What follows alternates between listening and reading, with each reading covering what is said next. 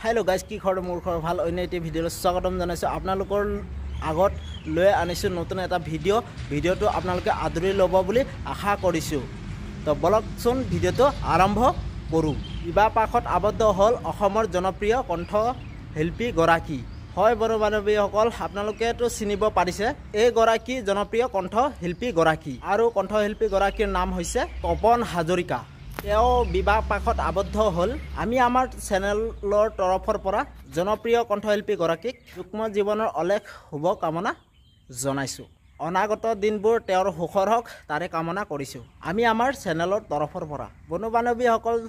আপোনালোকে জনপ্ৰিয় কণ্ঠশিল্পী গৰাকীৰ তপন হাজৰিকাৰ গীত শুনি কেনেকুৱা পায় নিশ্চয় কমেন্ট কৰি জনাব আৰু জনপ্ৰিয় কণ্ঠশিল্পী গৰাকীৰ সুখী হৈছে অসমৰ জনপ্ৰিয় কণ্ঠশিল্পী মন্তুমণি শইকীয়া আজিৰ ভিডিওটো আমাৰ ইমানে আছিল তো আশা কৰিছো আপোনালোকে ভিডিওটো চাই ভাল পালে